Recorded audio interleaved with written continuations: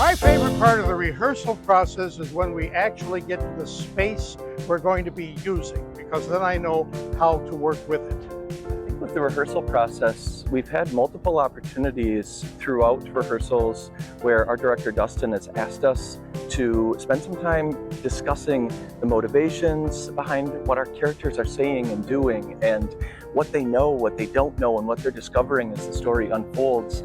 And through that, we've been able to unlock these characters and breathe life into them in truly authentic ways.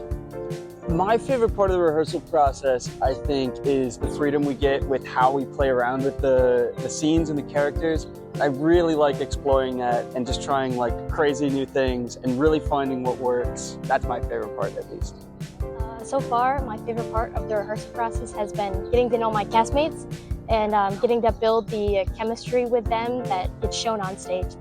I would say that my favorite part of the rehearsal process has been discovering who these characters are.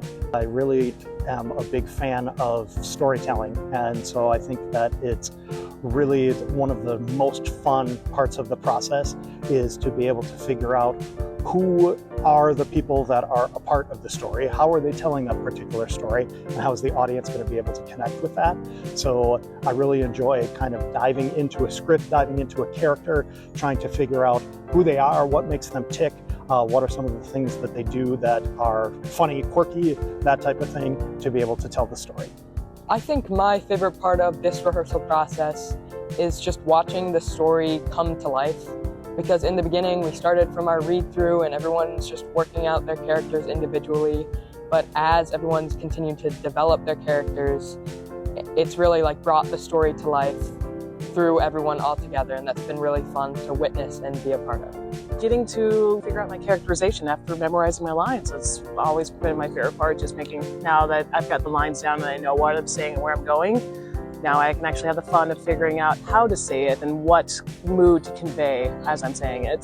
The cast and crew have all been really great collaborators.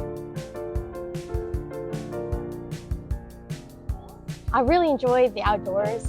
This is my first show where it's going to be outside, so it's really fun to see what challenges come with being outside. Being out here in the natural setting is such a beautiful space, and you feel inspired every moment that you're here.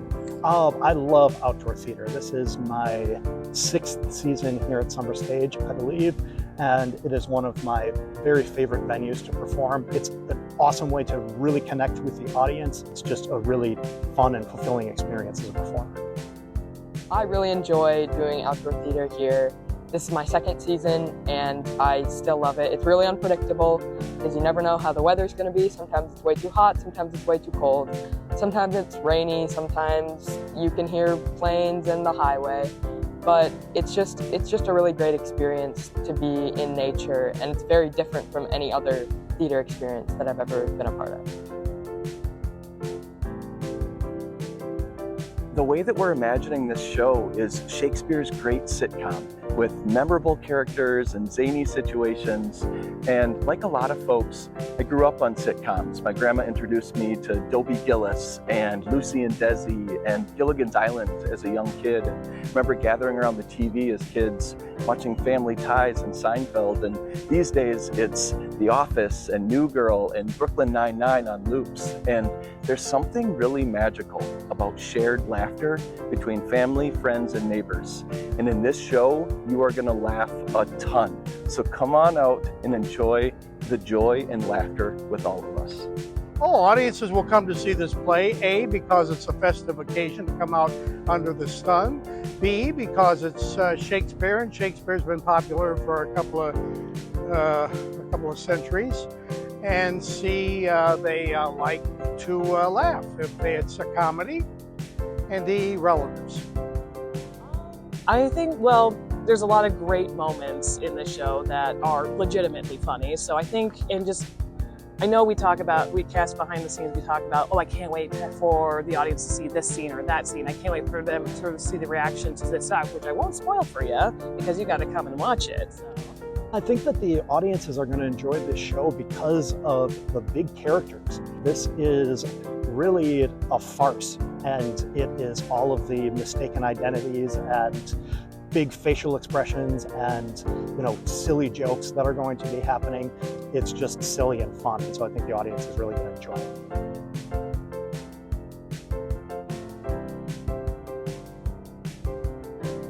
So for this particular play, which we believe was written around 1597, 1598, which was about halfway through Shakespeare's career, it's about 90% prose, which means that vaulted, free verse, iambic pentameter, poetic language that you often hear kings and queens using in Shakespeare plays, you're not going to hear as much of that.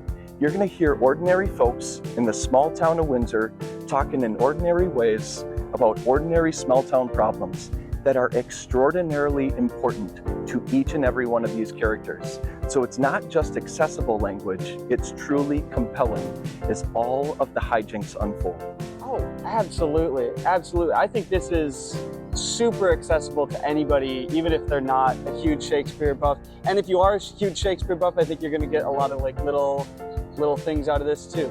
I think the audiences will enjoy it because it's more of a universal theme of domesticity and jealousy and pomposity, things like that. They like to see people deflated who think they're more important than other people. They like to see people get confused. They like to see people get surprised. They like to see people get deceived, just as long as it's not happening to them.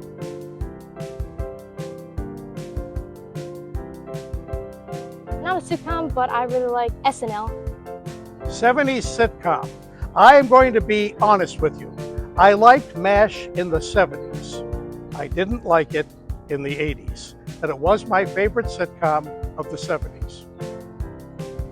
So it's technically not a sitcom, but I'm always a fan of the Carol Burnett show. So always check her stuff out. Like just YouTube it, whatever, all the stuff. Dentist Sketch, always great.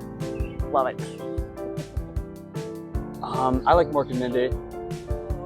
That was a little bit before my time, but I like That 70s Show, which I know wasn't actually in the 70s, but that's really appropriate to the times there. And I think, yeah, that would probably be my favorite. Oh, well, that's like way before my time, but I think like the first Star Wars movie is 70s, and I've seen that and I like that. That is a tough question. There are a lot of wonderful options to choose from in the 70s, but I'm from Wisconsin, born and raised, gotta go with Happy Days.